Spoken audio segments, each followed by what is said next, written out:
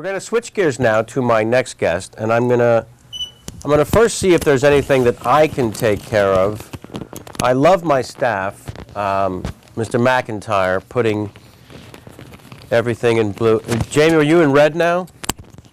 Is that you, Angel? No, who's in red? Is that McIntyre as well? Whoever was writing Larry King bit 6 million times. That was about as great as it gets. How about that for camera work just now? The way that my next guest kind of... Joe and I did a movie together, and if I stood in front of his camera the way that he accidentally just now stood in mine, he would make a phone call. What? I met this gentleman after admiring his work for so many years on the set of a movie eventually called Hoods, I believe, when it was released. Prince of Mulberry Street was the working title.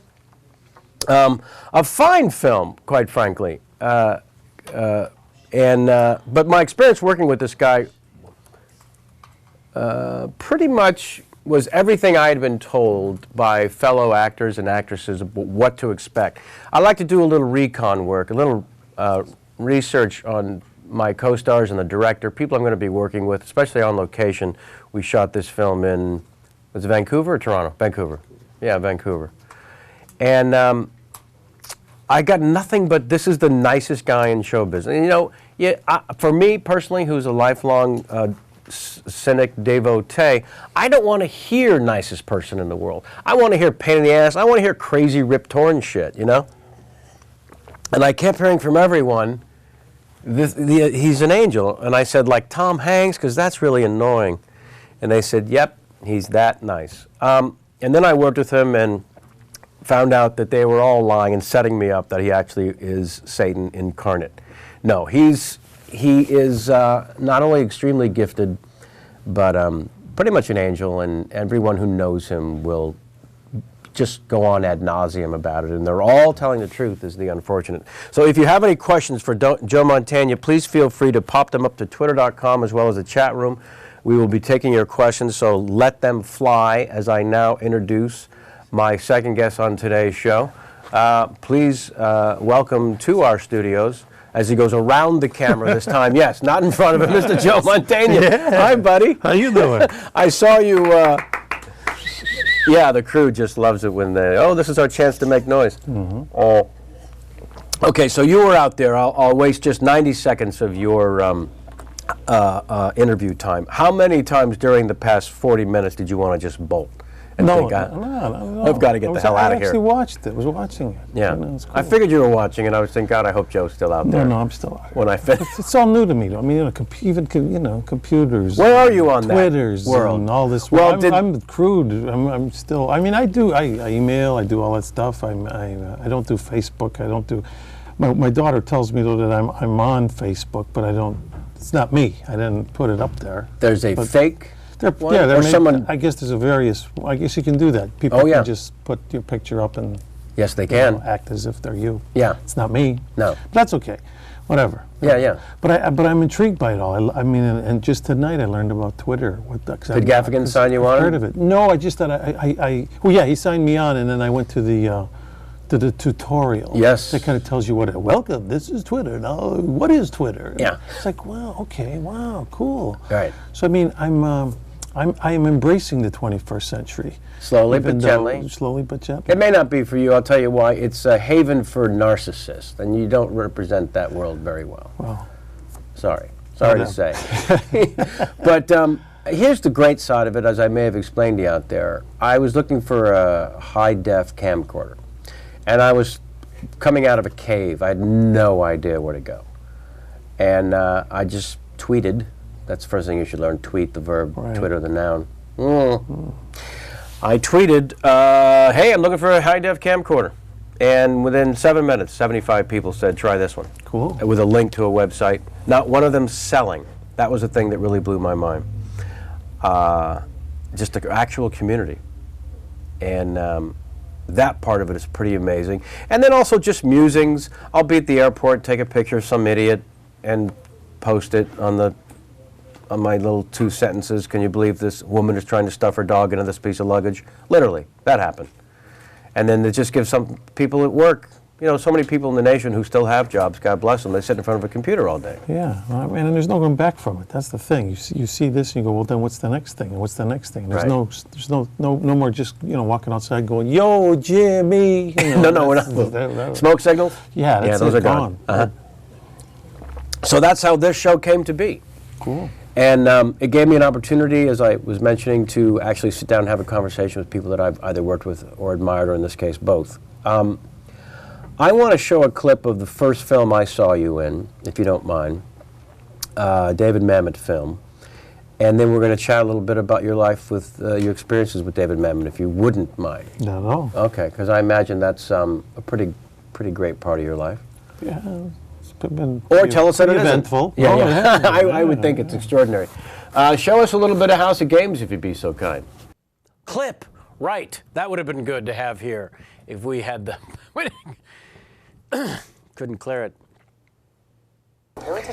And we're back. Yeah. I like that segue in Bobby Fischer, too. I didn't know did you like that? House of Games. Yeah, we're going to show all of your films in a continuous loop, 40 seconds at a time of each. Okay, so I remember seeing this movie and thinking that a sort of marriage between the writer-director and his lead had come on the scene. If you'll forgive me, that immediately reminded me of Scorsese and De Niro in terms of a true artist behind the camera, and in the case of Mamet, surely at the pen, and then finding that one vessel to enter those waters. How did that come to be? Was it started at the theater? Well, I got lucky. I mean, it's one of those things like, here you are, an actor. I mean, when I was in acting school, sure. I went to the Goodman School of Drama at the time in the late '60s in Chicago. Right. I just come out of, I went to high school, Morton East High School in Cicero, Illinois. Not exactly the garden spot of the nation, not exactly the hotbed of entertainment or, show business. They might be watching, I'm not enough. No, unless they stole a computer from somewhere or something. But no, that's okay. People from Cicero, they get it. They understand. Right. They understand. Anyway, so here I go to junior college there, and I got that bug to be an actor. Okay, I think I'll be an actor. And luckily, there was this school, the Goodman School of Drama, professional acting schools. Only I think there was the American Academy in New York, and maybe the Pasadena Playhouse out here. I had no money to go to college. I mean, there's no way I can go to regular college. But it was like $800 back then. It was like $800 to go to the Goodman School of Drama. I took out a government loan. Nice. And then you didn't have to audition or anything. You just had letters from your drama teacher, kind of as letters of recommendation. Joey hits his mark. Hey, boom, zoom. Yeah, he does okay. The guy's all right. Plus, if you don't let him in, we'll get you. Something like that. Who knows? Right. Anyway, I get in there, and I run into David Mamet. He stopped by the theater, I think, at one point to try to sell one of his scripts, and I happened to be at the theater at the school. Yeah, he was trying to get, he was just a struggling playwright at the time. Right. And I was actually I just finished studying at the Goodman. I was there a couple of years, and I was just trying to do some acting work in town. And he saw me on the stairs there at the Goodman. And I remember him stopping me saying, "Oh yeah, I saw you in a play. You did in some theater in Chicago at the time." He says, "I think you're pretty good. So maybe someday you could do. I'm a writer. Maybe we'll do something together." I'm thinking, "Yeah, great, cool. Who's this guy?" Go get your shine box? Yeah, but the thing is, I remember when I was a student. I remember when I would read these plays of playwrights that I really loved. I remember Megan Terry was somebody I thought was really good. He wrote Birdbath, which was a very popular short play at the time. I remember reading it, and you'd look at those first pages of those scripts, and you'd see the original cast. You'd see these names of these actors, and you'd say to yourself, "Wow, that guy knows Megan Terry. That guy actually worked with them." You know what I mean? That's the original. Those are the, everything that goes on beyond this is just like, okay, well, I'm doing it, but I'm not doing that. I'm not that first guy. Right. Wouldn't that be something to be the first guy that worked with Shakespeare, the first guy that worked with Tennessee Williams, the first guy that worked with, all these different playwrights? So to think that this guy bumped into on the stairs, and ultimately we did kind of hook up, and I did wind up started doing a little play from here, do a reading from there, would ultimately turn out to be a guy who wins a Pulitzer Prize. I'd wind up going to Broadway with and do the play that wins him the Pulitzer Prize. Won a Tony Award for myself, and things all of a sudden.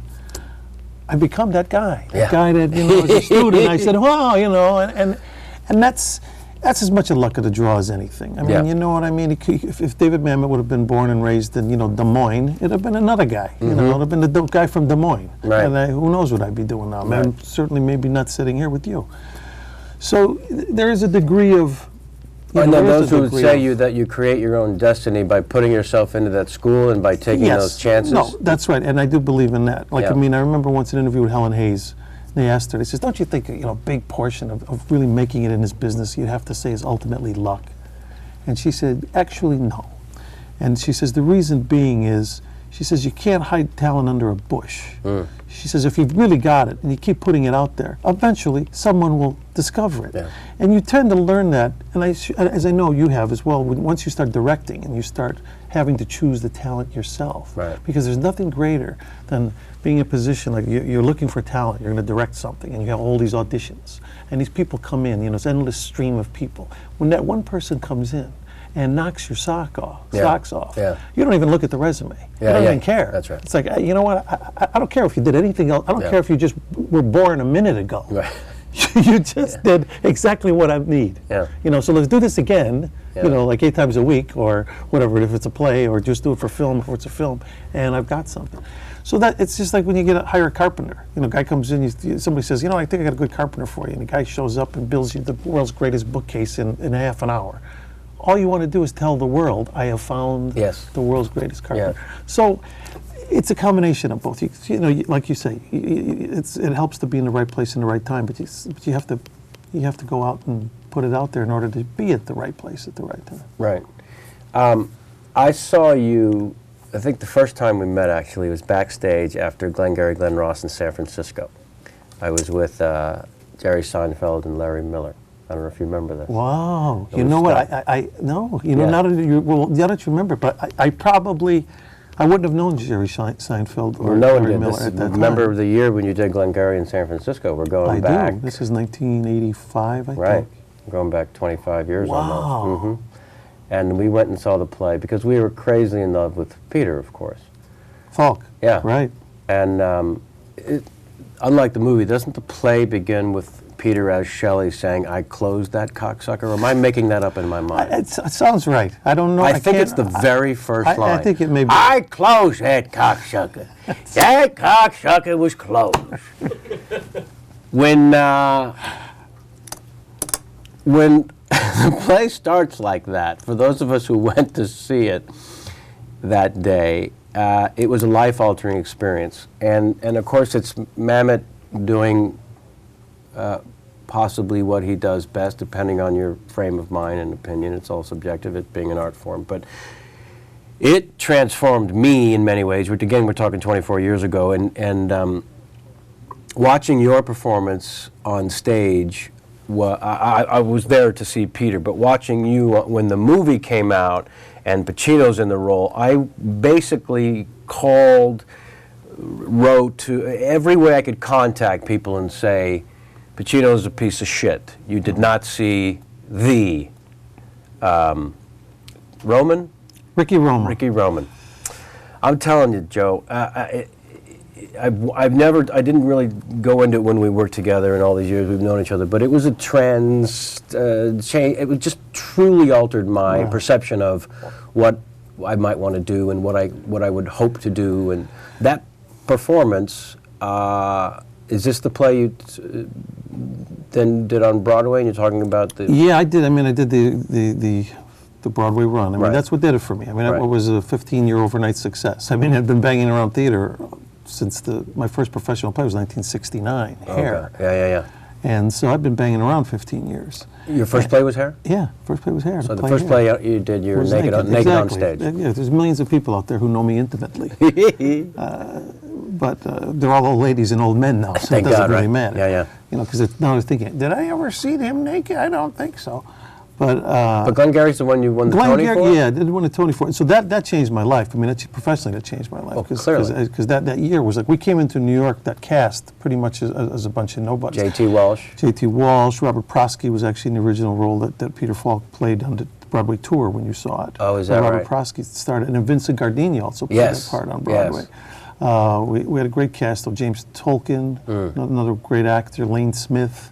Oh, you yeah. know, so it was, but basically we're a bunch of nobodies. The play was, you know, Mamet had gotten some play off of American Buffalo, had been on Broadway with Robert Duvall. Yes. And so Mamet was the star really at that point.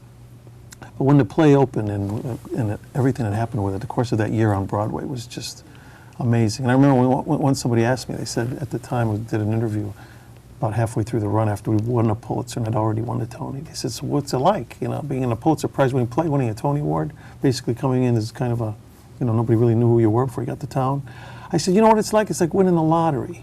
But I bought a lot of tickets. You felt like you belonged by the time it all happened. You know, I'm a firm believer, and you may agree with me on this, that you pay your dues in this business one way or another. You don't get around paying your dues. Right. So in other words, some guys come out of the box real hot. Boom, the first thing they do, they get out there, boom, they hit it big. Doesn't mean they've avoided paying their dues. All it means is they got to pay their dues in front of everybody. I worked with Tim Hutton, his first acting job. He wins the Oscar. Right. Ordinary People. He was 21 years old. Right. And then he began paying his dues. Exactly. It becomes very difficult. Travolta went through a thing like that. Luckily, he got another shot around the block, you know. But, so I had already paid 15 years worth. So in other words, when that door then opened for me to say, hey, welcome to this club now. Welcome to, you know, you're going now from the loge to the, to the front row. Yeah, you are. I felt kind of like, okay, you know what, I'm ready to walk in and hopefully take my seat. And the trick is to stay there. And I always tell this to young actors. I say, you know, it's one thing to get a break and, you know, make an impact in a performance or in a film or whatever it is. It's another thing to build a career. Right. You know, so it's one thing to get there. It's another thing to stay there. Yeah. And staying there is a hell of a lot harder than getting there. As hard as it is to get there. Oh boy, is it. Yeah. Oh boy, is it. Yeah. So, I mean, but you talk about Glengarry, I mean, I was lucky enough to have, like I say, to meet one of our generation's most brilliant writers and to have him, you know, see something in me that he decided I can be his voice for some of his characters. So, you know, I don't doubt that, you know, having that's an advantage. I mean, it would be like back in Shakespeare's time of being that guy that, you know, Will said, you know, I'd like you to play. You know, wrote this guy Hamlet, I'd like you to be that guy. Yeah. I mean, so that's luck of the draw, and so you stepped in shit there a little bit. A little bit. House of Games, then chronologically. Well, you know, this is a funny thing. Pacino was offered the play of Glengarry before I was, so he could have done the play too, and it would have been a done deal. I would have never had that experience, and none of this would have happened. He went on to do American Buffalo, didn't he? He did do American Buffalo, but he was offered to play Glengarry. Jesus. Turned it down. Said, decided he didn't want to do it. Did you write him a note saying thanks? Well, exactly. So, I mean, it turned out to be obviously very fortuitous for me. Yeah. But I was still doing the play. I was a year into the play. We were now on tour. Probably might have been in San Francisco. We went to San Francisco, Boston, Chicago after the Broadway run. And I was the only actor to play Ricky Roman the entire Broadway in the tour. I mean, that was it. I did it from the first performance to the last performance. That was it. I mean, I was lucky enough to really, you know, it was an unbelievable marriage. Take control of that role. I will tell you from a performer standpoint, but more importantly from an audience standpoint, you feel there's something electric that happens in theater from the audience where a actor or actress and a role come together, and it literally lifts you out of your seat, and you honestly, thank you. But like I say, it's one of, like you say, it's you know, lightning in a bottle. Whatever, you know, you hope for things. And what's funny is I was 25 years younger then. The older guys in the show, the old vets, they would tell me things like, "Kid," because I literally was the youngest guy in the cast. Right. They'd say, "I hope you realize that what you're doing, this role you have, this is something that comes around maybe, you know, if you're lucky once, and if you're really lucky, maybe a couple times in your career." Right. And I'm thinking, yeah, great. And I'm thinking to myself, what are they talking about? Yeah. I mean, come on. I'm going to get a couple of these every year. I mean, and then you realize, no, of course, after 24 years, I realized how wise they were. Yes. But to get back to your thing about House of Games and all, I was doing the run of Glengarry. I think we may have been in San Francisco. We're into the tour. So it's about a year and a half after we've opened the play.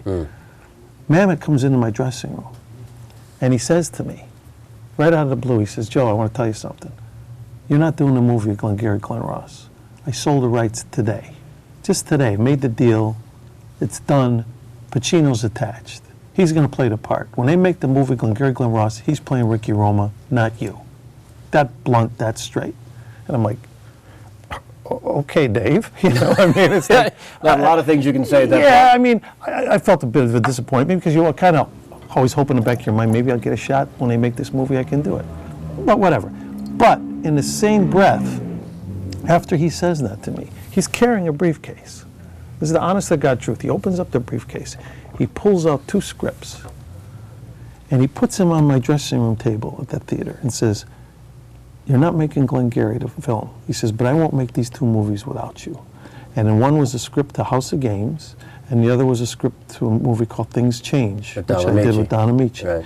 He gave me both those scripts that night. Jesus Christ. And I wound up making House of Games a year later, and Things Changed 2 years later.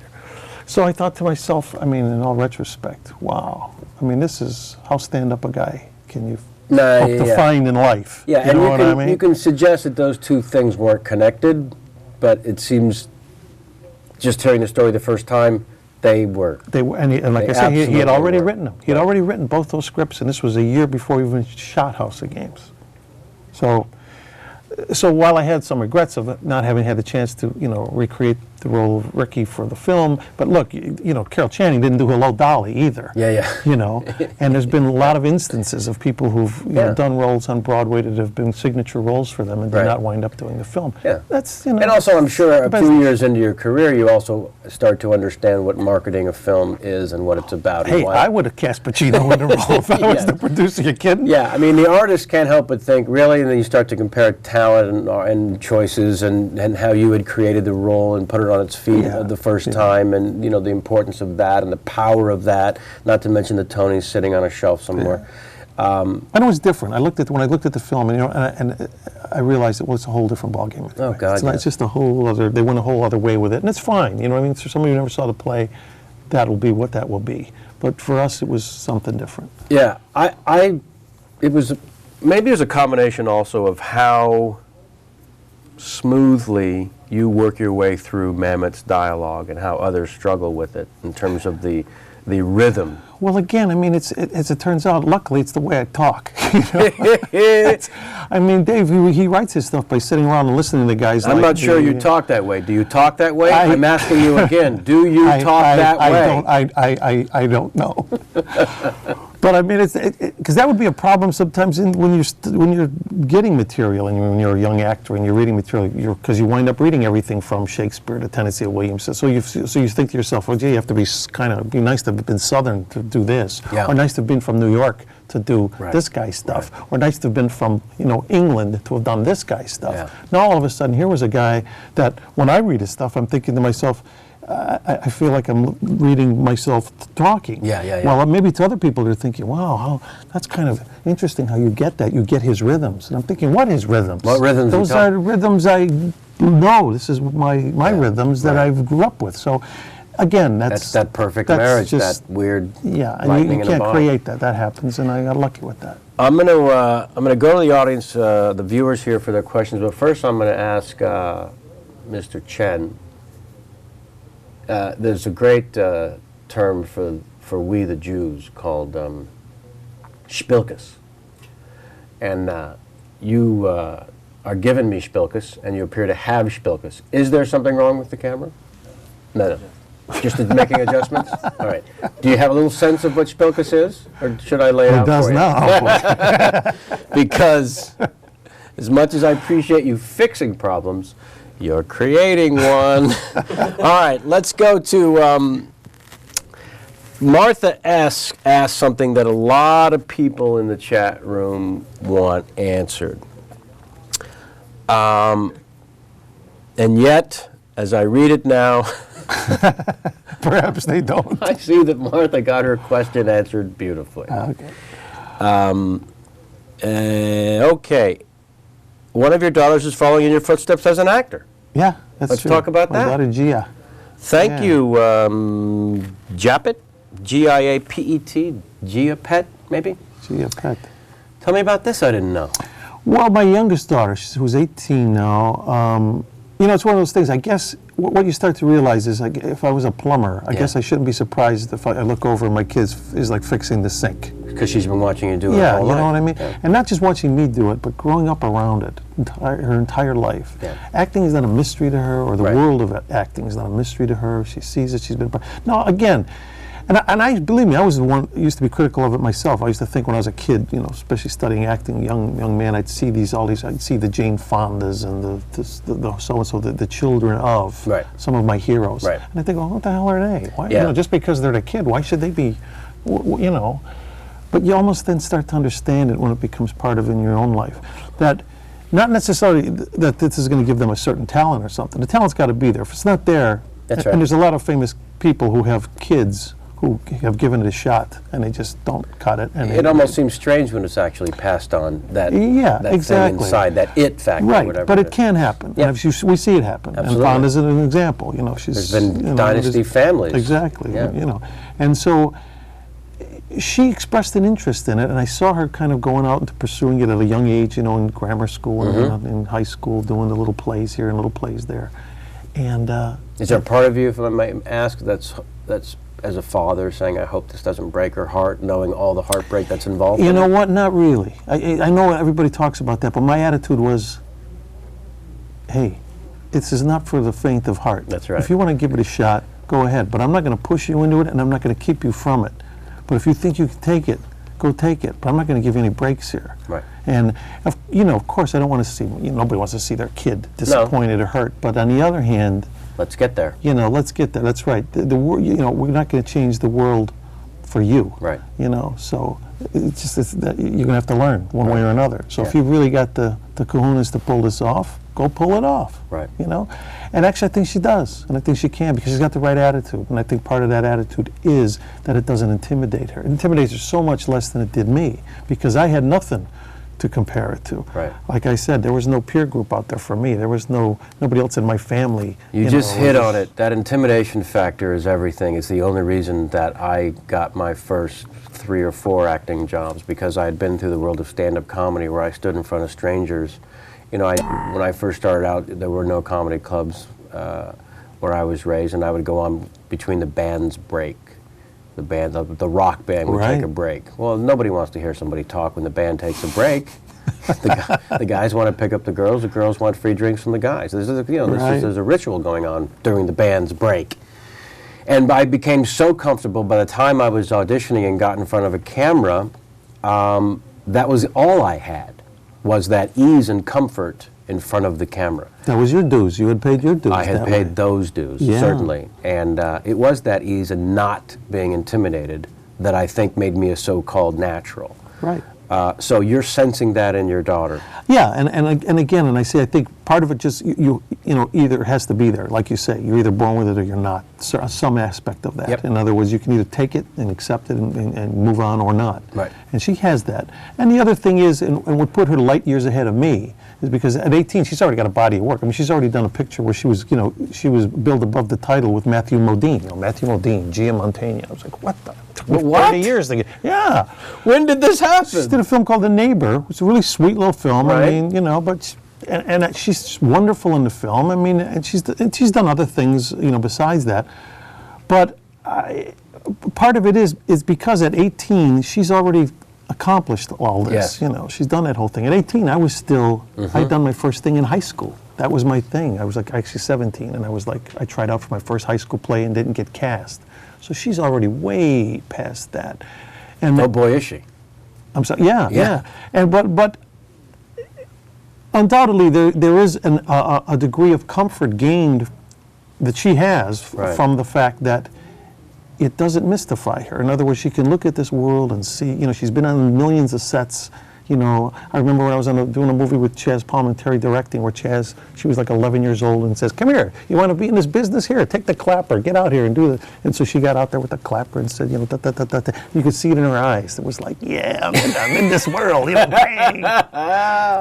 So all those little kinds of moments throughout her life all pointed to like, okay, at least we've taken the mystery out of this and the mystery out of that. Or for me, it was all a mystery. Yeah. Everything I had to do the first time I had to do a film. You know, after here I'd won the Tony Award. I'd been on Broadway. I get this film, Compromising Positions. And I show up for work my first day and I have this scene with Susan Sarandon. I'm playing the dentist. Leads in that. Well, one of the leads, I get killed in the first 6 minutes, and then the whole movie, they talk about my character. Right, so it seems like I'm one of the leads. That's exactly my memory of it. Was that it seemed like, that's hilarious. But I was so intimidated because here I've been, you know, it kind of felt pretty good about being on stage. I've been doing theater for 15 years at this point. In terms of film, I knew bupkis. So here's Frank Perry, the director, you know, well-known director. We're all in there. This is my first scene. Here's Susan Sarandon sitting in a dentist's chair, and I'm playing Dr. Fleckstein, who's not going to be, you know, I have like 3 minutes before I die, but now I've got this scene to do. And I'm thinking to myself, Jesus Christ, I hope I just hit the mark that they tell me, you know, what to do, and it's a little tape on the floor, and there's a guy here, and lights, and a camera, and, you know, I had to learn the hard way. But you do, you get through it, and it's okay, and you learn a little something, you go on to the next, and it's like, in other words, it's like the, you've succeeded. You've won the batting title in baseball, and all of a sudden you walk off the field and they throw you a football and say, okay, now let's try this. Yeah. Oh, okay, it's still a game, and you're an athlete, and you kind of know how to play the one thing, but now you gotta adapt. But now there's people trying to knock you down. Yeah. But so Did Frank Perry ever say those first couple of takes in your first movie, in that first scene? Joe, try to look at her eyes. That could be. Try not to shake so much. Okay. Do you like playing a badass? Cephas wants to know. More than a funny guy. Well, oddly phrased question. I'll just let you field it. Badass meaning tough. You know, you in the House of Games, certainly. You played a guy who's a master of this world, and I don't know if badass is the word we're looking for. Well, there's Joey Zaza. I mean, from Godfather, I know that there have been roles like that. I mean, I played Joey Zaza on Godfather 3, The Last Don. I was this character, Pippi Delana, so I did my Puzo kind of stuff. So then badass applies several times. Well, I mean, I've certainly played those kind of roles, a little bit. But it all gets down to the. But I think you can answer that question just as well. You in your career, I know you've done the both as well. You've played the badass kind of guys, and you played on the page. There you go. So at the end of the day, it really gets down to the role. Just how good the role, how good the writing is, how good the characters are. I make no differentiation between playing a bad guy or a good guy or a happy guy or a sad guy. I mean, I do Fat Tony on The Simpsons, and I do you know, as that criminal guy, and then I do Joey Zaza in Godfather 3. Let's segue then to Fat Tony, because that may be the greatest badass in... It's my longest running badass, that's for sure. I haven't played anybody else for 18 years. You get to be a badass and a funny guy. Yeah. How did that originate? You know what, let me, do we have a clip of that at the stem? Before we throw the clip up, though, I was going to wait till after the show before I started placing heads in the chopping block. Is this clip going to be herky-jerky and robotic and like the previous ones, fellas? What do you think? We're about to find out. But I can't. We can't watch The Simpsons like that. I mean, these other ones were painful enough. I'm sure Jim Gaffigan's going to email me later saying, "You son of a bitch." But we're about to find out. Really? All right. Well, let's throw it up. We all love The Simpsons and we all love Fat Tony. Let's take a look. Sorry. Clip? No. There's no clip. You idiot. Can't afford a clip. That's fantastic. I'm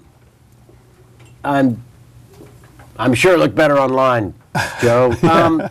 So how did this start? Let's talk first about how this came to be, and then you know, it was shortly after Godfather 3 came out. I mean, I got a call, you know, through my agent from The Simpsons. Simpsons had only been on, I think, 2 years at that point. I think this was the beginning of their third season. So we're talking 18 years ago, Joe. Yeah, 18 years ago.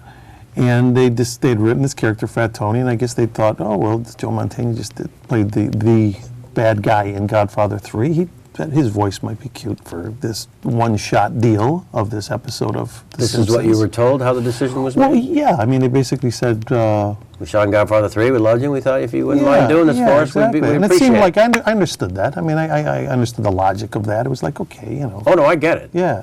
Yeah. So, I mean, so I go in and I did that first episode, and it was, I mean, I had a ball. And I mean, back then on The Simpsons, I mean, like I said, it was the early years. They used to record in a basement at Fox, and some, you know, it was like some corner. They had a ping pong table and just a bunch of microphones around in a semicircle with the music stands. It was almost like they were this lost stepchild of Fox. Oh, yeah. If Rupert Murdoch was on property at Fox, you know, all the writers, as he walked, Yeah, exactly. It seems like they were trying to hide them because they were all like in the corner. I mean, literally in the basement, like in the way in a corner. Like you thought, what are we doing here? And so we did that, and then all I can say is that I guess that characters must have resonated with somebody because they liked the character, and they called again and says, you know, we're thinking of bringing this character back. Would you do it again? And I said, you know what? I'll do it as often as you want me to do it because I love the writing. I love the material. I think it's and to tell you the truth, 20 years later, I think it still holds up. I mean, the show is yes. That's a show that it's smart. I mean, you know, they still do those table reads, and Matt's there and all of them, and they've got guys writing for the show now that were little kids, you know, when it first that were fans of the show that were little kids back when it started, and that's the way to do it. In other words, they keep reinventing themselves and yet maintaining the integrity. So I love doing it, and I was flattered to be in the film because there's only a few of us that actually made the cut of the feature film. Yeah, they focus more on the main family. I think it's Tom Hanks and I and Albert Brooks and Green Day. I think we're the only ones in there that aren't from the original core group. Right. And so that's pretty nice. And when I travel, I mean, I go to, you know, and I get to some fairly far-flung places, you know. Like when I was in Australia, I was doing the Starter Wife. We did the miniseries in Australia. I mean, it's so funny. You know, I do these talk shows in Australia, and it would be like, so here with Joe Mantegna, you know, Godfather. No, let's talk about Fat Tony. And I mean, it's all they want to talk about is The Simpsons, because The Simpsons is so big down there, and Canada's like that. So it's I love that character. Like I said, it's been 18 years playing that guy. So it's one of those bizarre gifts of a career. It seems like to me. Again, it's the luck of the draw. You know, I could have done just a Simpson character and it would come and go. But I mean, they made a doll out of it. I mean, there's a talking doll. I wish I was making that cash that those guys make, but that's okay. Right. Yeah. I mean, I've become quite good friends with Hank Azaria, who's been on the show. And he's brilliant.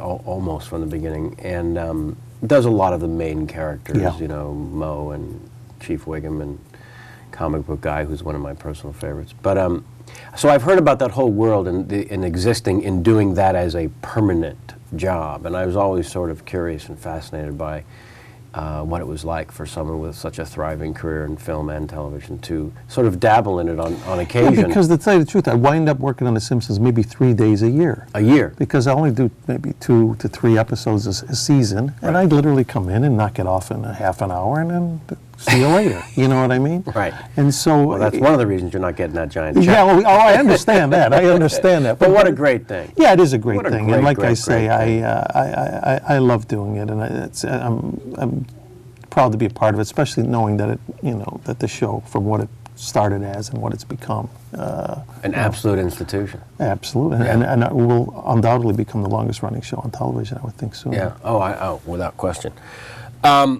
Tell me about Criminal Minds, as I'm looking over here because I want to make sure that the audience is a part of this. Jason Kalkanis, one of our executive producers, has posed a question. This is a first, so I feel obligated. Okay. If there's any role in any film from any era at any point, this question makes no sense. I'm not even sure what the question is. I'll read it as it says. If you I missed it. I missed the beginning. It's not on Jason, it's on me. If there was a role in other films, I'm guessing, from any era that you've seen as actors, when I first got mesmerized 5, 6 years old, I would walk out of the theater as one of the people in the film. Right. So there was some role that just grabbed me and touched me. And I think that was the experience I had with Ricky Roma on stage, and also just in terms of the power of that character. Right. The stance, the way he walked across a room. Oh yeah. Well, I thought of that playing the role as like a bullfighter. That's where I used to. Oh, that's yeah. why I used to get wound up for the show because what was nice is Mamet understood that the wardrobe and all that was important too. Yeah. It wasn't it wasn't make believe. Right. So I literally wore like a $3,000 suit. This is 1984 when that was a lot of cash. Yeah. So everything I wore on that show, the watch, everything was legit. And so when I didn't normally dress like that. I dressed like, the jeans and this, but I'd come into that theater every night on Broadway, and I'd walk up in my dressing room, and when they call half hour, I'd go and start unzipping the bags and start taking those clothes off. And I used to think, my mental image was, it was those bullfighters putting on the suit of lights. And in other words, as I put on the Armani shirt and the, everything ended in a vowel. All the shoes, the socks, everything was like Italian made. And and as I would put that coat on and all that, and I remember I used to see this guy Reverend Ike. Remember he was very popular back in the 70s.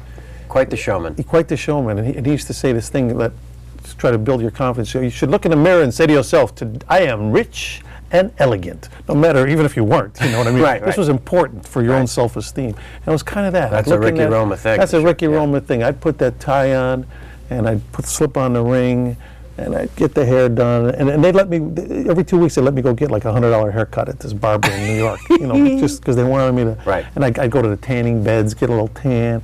And I wanted to be able to walk on that stage and say to myself, I'd get a manicure, I'd say, I'm ready to sell the Brooklyn Bridge to Brooklyn. Yeah. That's, and that helped. That was all part of it. So was there a role that you saw as a younger man, or maybe as a maturing actor? That I would love to have embraced that way? Yeah, that...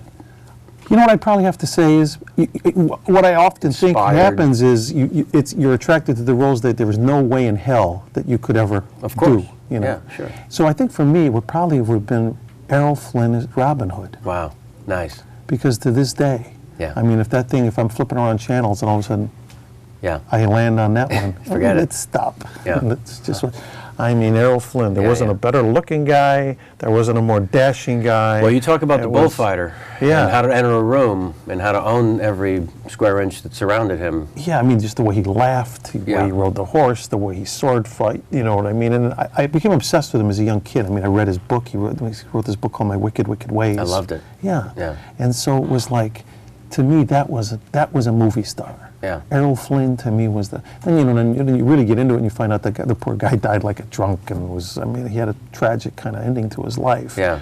But still, I thought Although to I didn't myself, care for the stories about him and Cary Grant being roommates and what may have happened. Even a Nazi. They even said there was this whole thing that said he was a Nazi sympathizer. I actually got to know his daughter. Oh, yeah. His daughter, Rory, is a photographer in the business. Like she's a set photographer. And I was doing a movie. Yeah, and I was doing a movie with Gabrielle Anwar called My Little Assassin, where I played Fidel Castro. Yeah. And I'll never forget that. The photographer on the set was this attractive woman, approximately my age, maybe a little younger, taking the photos, and somehow it came up, her name was Rory Flynn. And somehow somebody mentioned to me, well, you know who her dad was?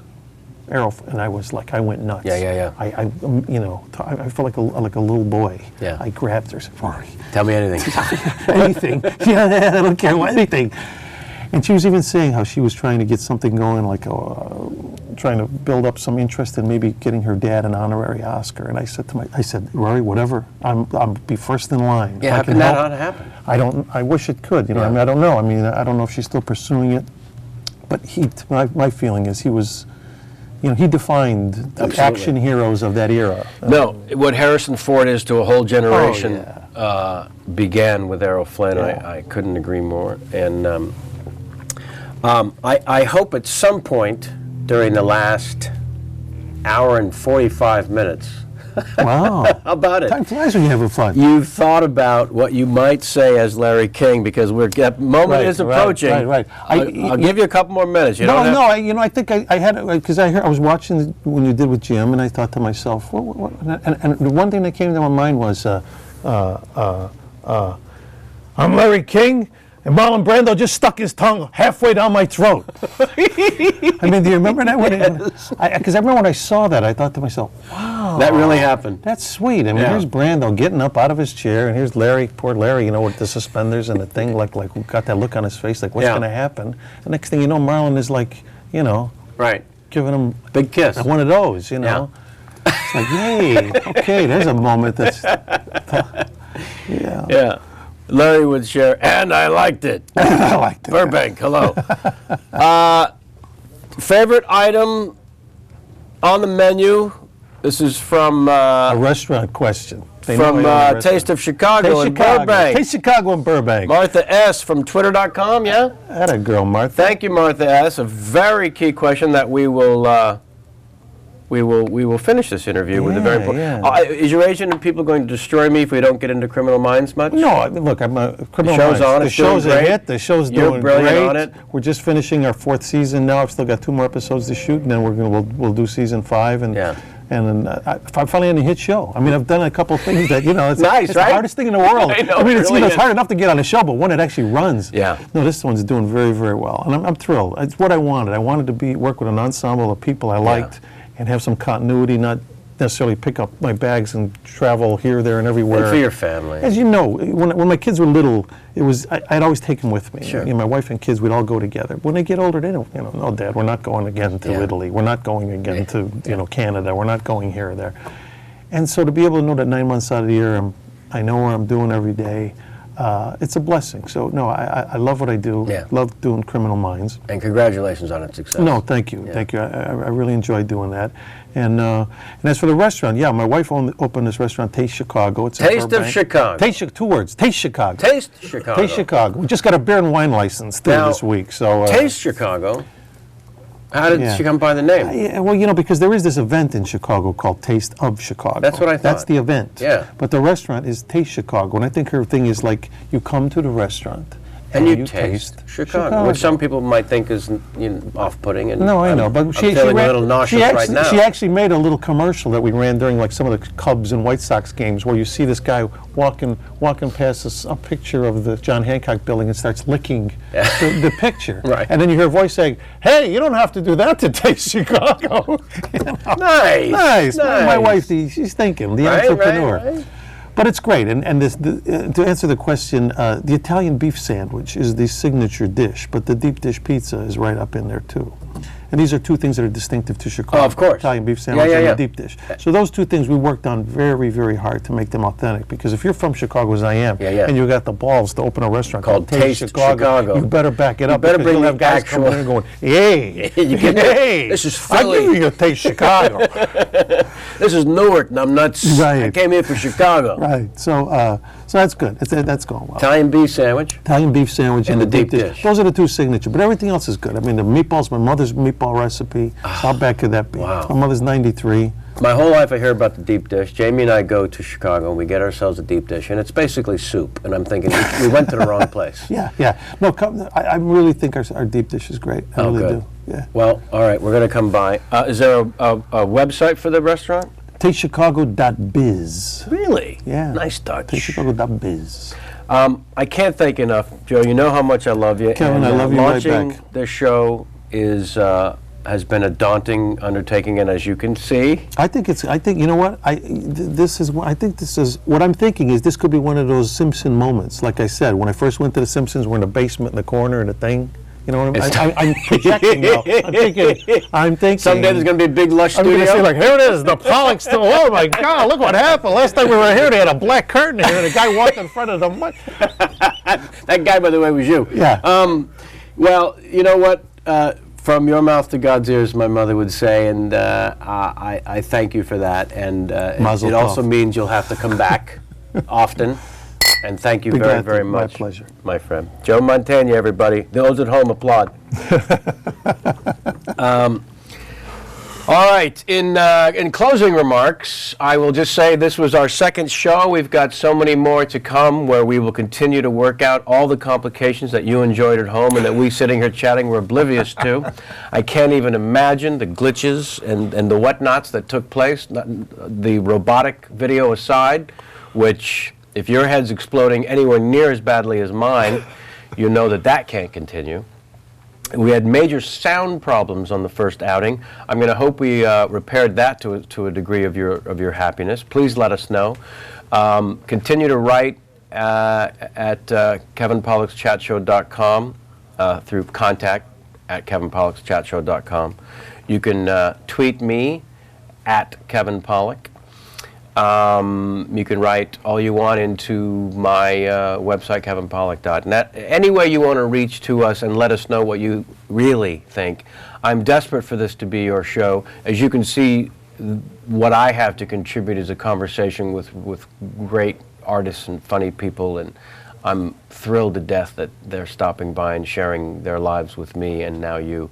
So until next Sunday, I thank you. And I wish you a great week, and please, again, any way you can, tell everyone you've ever known.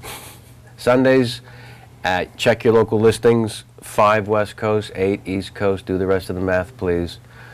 12 midnight GMT. I learned that one today. Thanks very much for joining us at Kevin Pollak's Chat Show. Good night.